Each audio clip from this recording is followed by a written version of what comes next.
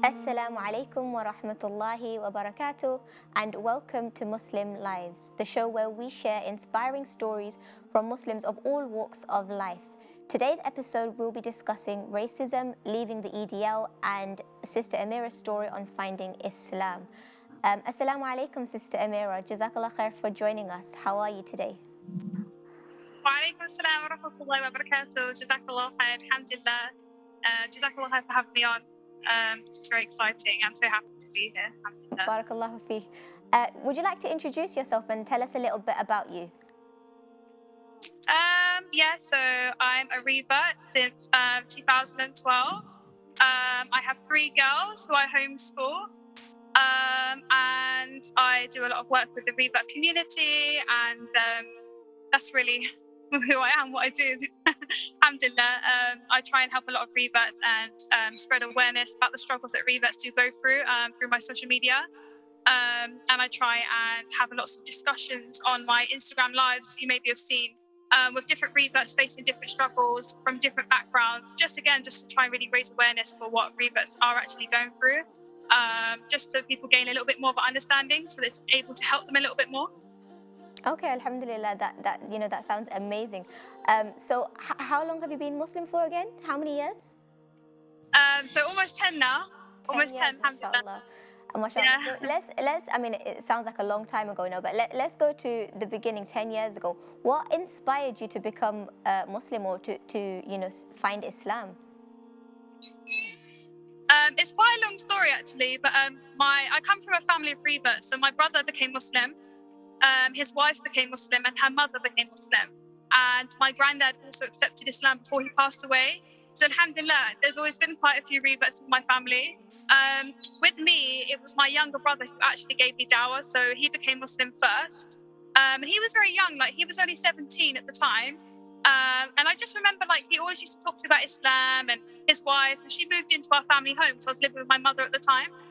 And they just used to tell me like the basic things, and at first I thought it's really nice, but it's not for me, And there was one night where I was going out with my friends. I used to go out, I used to be a party goer, I used to love going out with my friends. And there was one night that I couldn't go out, it was a Friday night. And so my brother and his wife said to me, like, do you want to come and sit in our room tonight and have a takeaway and just watch something? So I thought, yeah, I've got nothing else to do. And I'm thinking I'm going to watch a movie, right? So I thought I'm going in their room, have a takeaway, watch a movie. But they ended up putting something on. I think it was Madinah or something. I can't remember now. But we were watching some lecture, and I was thinking at the time, this is a bit strange. Like, I don't know how I feel about this. I feel a bit uncomfortable. But I just thought, I went away thinking it's nice. I haven't heard anything bad, haven't heard anything wrong. But it's just, again, I don't think it's for me. So as time went on, I actually ended up spending more and more time with them and watching these lectures. And some of them are very thought-provoking, things about hijab, things about women being honoured, things about, Islam being a solution for the world, to live in peace. So these things really started to sort of hit me, and I was pondering on them more and more. And anyway, so I was about to go on. At this point, it's probably about 6 or 7 months that I've been kind of learning little pieces about Islam. And I started to feel like, okay, maybe this is for me. Like, maybe I can be a Muslim, maybe I can actually live this life. It's just, there's nothing wrong with it. It's a nice way to live. And so then I decided I was going to go on holiday with my friends. And I remember my friends, they weren't Muslim, and, we were planning to go away. And we went to a place called Napa, which is a big party resort. You might have heard of it. And so we got there at the airport, and I didn't feel like I wanted to go. And I remember crying, saying, like, I don't want to be here. And they were like, why? And I just blurted it out. I was like, I want to be a Muslim. And they was like, what? Like, you want to be a Muslim? Where's this come from? So anyway, to cut a long story short, we went on the holiday, and I was dreading it. I just didn't feel like I wanted to be there. In my heart, I kind of thought at this point, like, I actually do want to be a Muslim. Like, I really, really do. And so when we got there, I kind of barricaded myself in the hotel, and everyone thought I was being a freak. Everyone thought I was crazy. And I remember opening up my suitcase, and there was a Quran in my suitcase. My brother or his wife, subhanAllah, my brother or his wife had put the Quran in my suitcase. So at this point, I'm completely freaking out. I thought, oh my God, this is a sign. So I ran to my balcony, and I remember looking down at the balcony, and I remember seeing like someone being drunk, like someone having a drink, someone being sick, like people falling over, just people partying, music blaring. Like, I'm just trying to give you an example of the scenery, like just people, there was music going. And I remember it was at that moment that I felt that Allah had lifted the veil off my eyes, because I started to see the world that this can't be my purpose. This can't be our life. This can't be it. It can't be that I just go out and I do these things and that's it. Then life's over. There must be more. And I want to be Muslim. And it makes sense that there's only one creator. He's given us a way to live, a way to live in peace together. So it just made complete sense to me. And at that point, I was like, I want to be a Muslim. So I rang my brother and I said to him, I want to be Muslim. What do I do? Do I take a bath? Like, I thought it might be like Christianity, do like a ritual, right? Like a bath, like a baptism. So I said to him, I was like, do I need to take a bath? Like, what do I do? And he was like, you just say that you believe. You just say you believe in one God and that you believe he has messengers, and that's it, And I was like, but I do believe that. So I kind of, in theory, took my shahada there. But I came back to England and officially took my shahada with the imam and everything. And I got a certificate to say my name's now Amirah. So that's really that's my story, really. That's how I became Muslim in another country, pretty much. But it was a surreal experience, and obviously my friends didn't understand it. But alhamdulillah. I can imagine, subhanAllah, just listening to that story, it does sound so surreal. You're on holiday and, in a completely different world and atmosphere, and, you're thinking about Islam.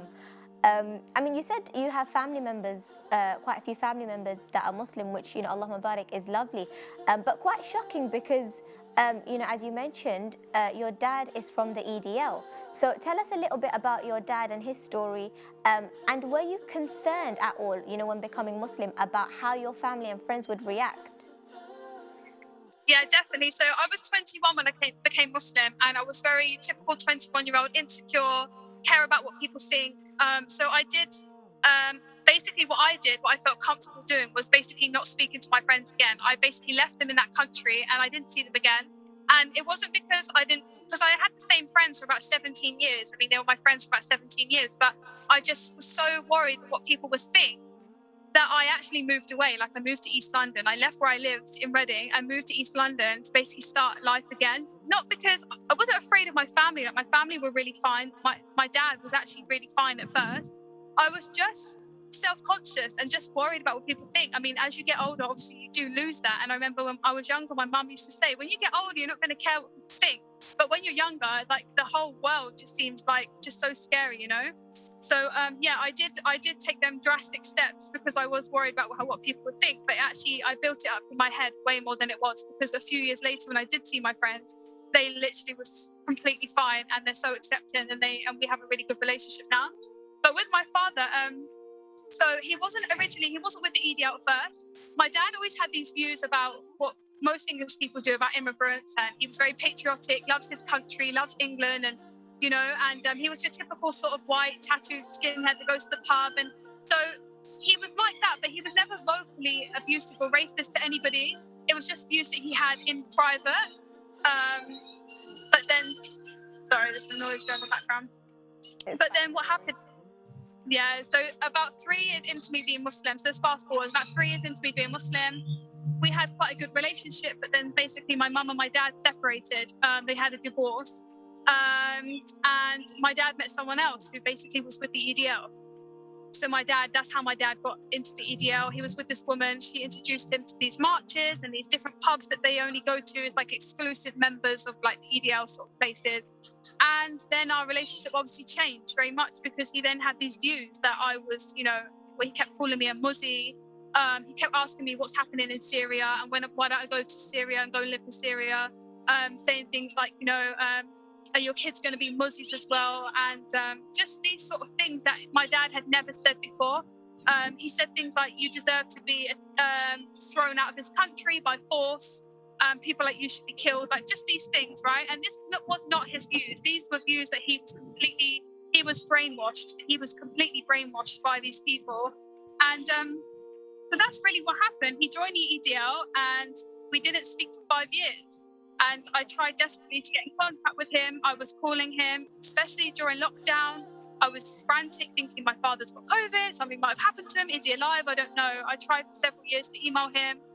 I literally was saying to him, look, Dad, like, even if you hate me and you don't like my religion, I love you and I want what's best for you. And if you call me today and you speak to me, I will never bring it up. I'll forgive you. I will never, ever hold this against you. I just want to know you're okay. And alhamdulillah, after 5 years, he did actually get in contact. And obviously, that's what you guys probably saw on social media, that we had met up and everything. So that's where we're at now, alhamdulillah.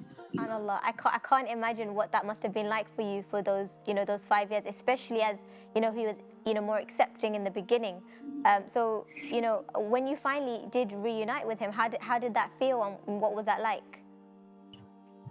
So that was amazing because so he basically reached out to me and said, look, I was wrong for everything I said, and he left the EDL, and there's some reasons why he left the EDL, but he realized that they were not good people, basically. And he said to me, out of all the Muslims I've ever known in my life, they've only ever been kind to me. And to be honest, he said, when I look through all my emails, you've never said a single word to me that made me feel like, he just said, every time I would abuse you, you would only say something kind. And he said, there's only so long that someone can keep being angry and hating someone when there's being love given to them. So he really did recognize that, which I really commend him for. And it's really quite humble of him to say that, So when we did meet, it was really nice. And he kept saying to me, look, you look really nice in your face veil, and you look really nice in your clothes. And he was being very, very nice. And he took me to a halal place. We went to a halal restaurant, a Turkish place, and he ordered me some mocktails. He said, you don't drink, have a mocktail. And he was very proud of me. He said to people in the restaurant, this is my daughter, she's from Reading. And he was very nice, and he was very apologetic. And we took a picture together, and I put it on social media, and I didn't expect it to sort of go that crazy, but sort of everybody saw it, it went viral. And it's nice because it's the message I wanted to give, that if my dad can change, anybody can. And it really is true, because I would never have thought that my dad would have come back and been so accepting. And he's been saying things all week, like this week especially, he's been saying things like, maybe I might convert. And he's been saying things like, I feel a transformation coming, like he's transforming. So that's really, really a big blessing. And inshallah, I really hope he does become Muslim. May Allah guide him to Islam, Ameen, and make that very easy for him. It's truly Allah who guides, subhanallah. What advice would you give to new Muslims, especially those whose family perhaps are like, how your dad reacted? What advice would you give to Muslims like that? I definitely would say that for me, what works for me and what I've seen work for other people is just kindness kills. And not necessarily kills, but there's only so long that you can keep poking a stick at someone when they're telling you they love you, until you stop and be like, actually, I love you too. You know what I mean? Like, there's only so much you can antagonize someone and hurt someone when they're just giving you love. It's just not possible. They can't hold it up for that long. So I would say that I know it's hard. It definitely is hard, but their anger towards Islam or their feelings, it's not going to change the deen. The deen's been preserved. Alhamdulillah, Allah has preserved the deen. The deen's not going anywhere. It's not going to hurt you. It's not going to hurt, it's not going to hurt our religion. It only hurts themselves. So that's why we really have to be so empathetic and sympathetic and remind ourselves that of the bigger picture, that if these people pass away, not Muslim, it's going to be a very horrible experience for them. So I just would say that just keep always that in mind, that just to be kind and just to be empathetic, and that if they give you harsh words, to be kind back, because harshness disfigures and softness beautifies. And fire with fire is never good. You put out fire with water. So you have to be the water, basically. You have to be the calm one, and you have to take the higher ground. Otherwise, you're just exactly the same. And the Prophet, sallallahu alaihi wasallam, he came to make people believers. He didn't come to make people not believers and hate Islam. He came to make people believers. And how did he do that? Through his good character, through his softness. Even when people mistreated him really, really badly, we see so many examples of him treating them with respect and kindness.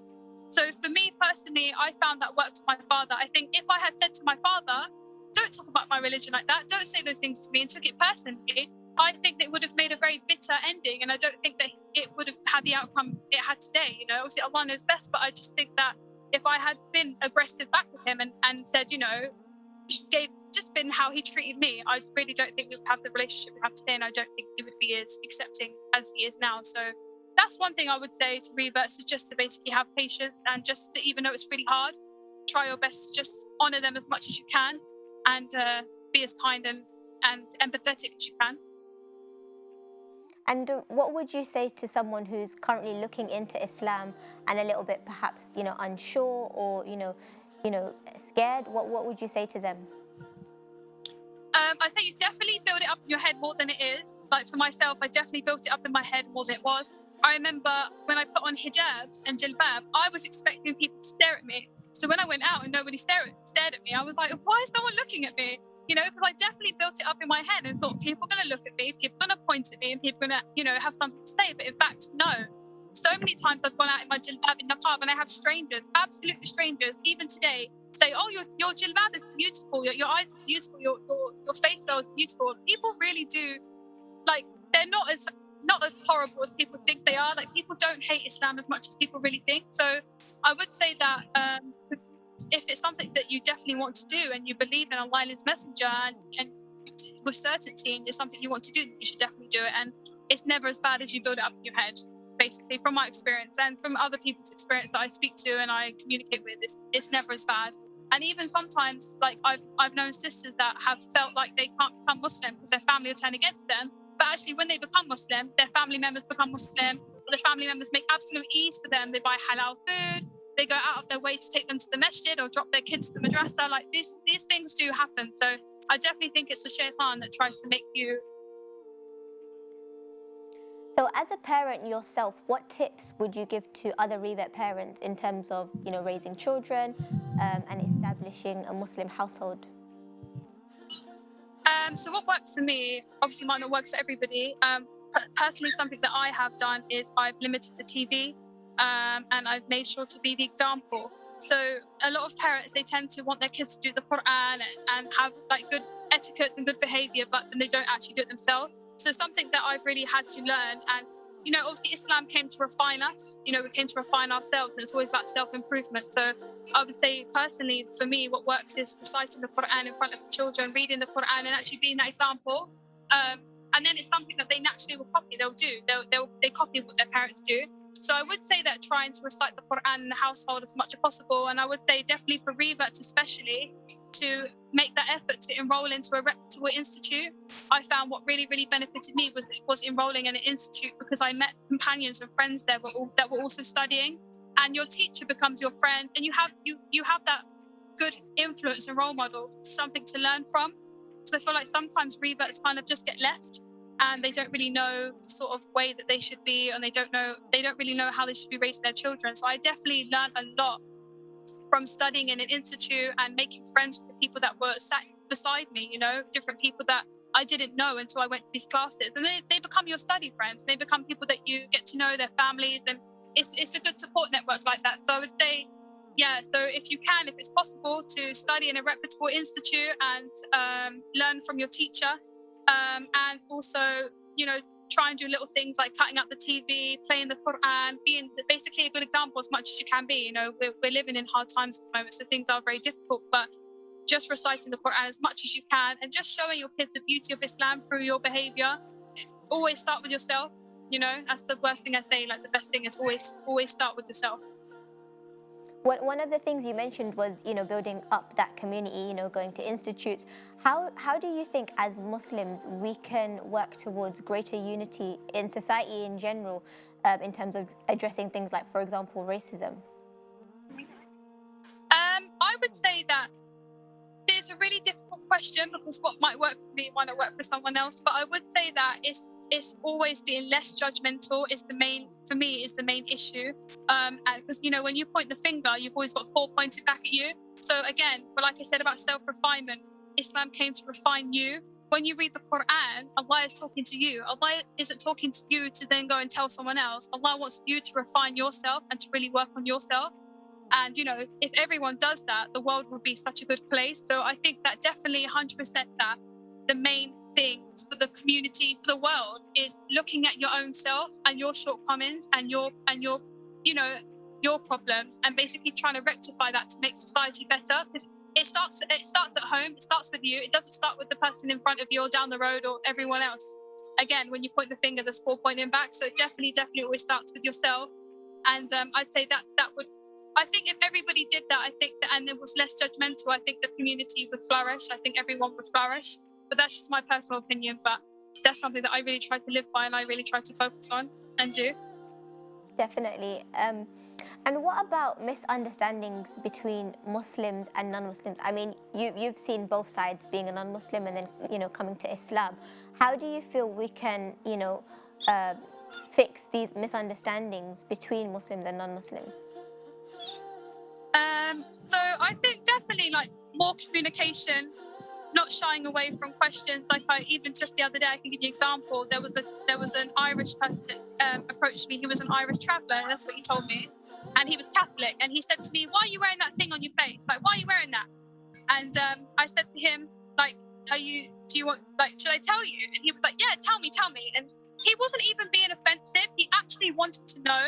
So I said to him, that I wear this on my face as preservation of modesty, and because I fear God and I want God to be pleased with me, and I'm saving myself and my family and my husband, and I think it's a good thing to do, and I'm trying to be like the noble women of the past. So I explained it to him, and because he had a religious background, he was a Catholic, he really understood, and he was like, "Thank you so much for explaining that to me, because I would never have known." So I think the main thing here is not to be offended when people ask questions. It's good for people to ask questions, and it's really your duty to explain, because people don't just suddenly know. If no one had explained to me, I wouldn't have had a clue. So I think conversation is definitely a really good positive thing. It doesn't need to be an argument. Things can be very positive. There's a positive outcome for everything. It just depends how you view the world. So I think definitely the non-Muslim community and Muslim community need to converse a lot more, and really have an open mind, and being less judgmental, because a lot of the problems that happen is because people being very judgmental, Muslims being judgmental to non-Muslims, and non-Muslims being judgmental to Muslims. At the end of the day, we all have to share this world, and the thing is, we should actually take the higher ground, because whether a person who's not Muslim wants to acknowledge it or not, we know, this is an important thing, we know that Allah made us all, and he made us all live in this world, and we know that we come from Adam and Eve. We know they're our mother and father. So whether someone else acknowledges that or not, it doesn't matter, because we know that. So it's our duty to live with people and look at them as, they are not believers, but they're our brother and sister in humanity, because we know that they come from Adam and Eve just like we do. So it's our responsibility and duty to really take that higher ground, I think. And I think that if we did that, I think a lot of non-Muslims would warm to Islam and warm to us in general a little bit more. That's how I feel. Jazakallah khair, sis, for sharing your inspiring story with us and all of your advice and all of your gems. We really, really appreciate it. May Allah reward you and make things easy for you and your family. Ameen. Until next time, when we will be joined by another guest sharing another story. Assalamu alaikum wa rahmatullahi wa barakatuh.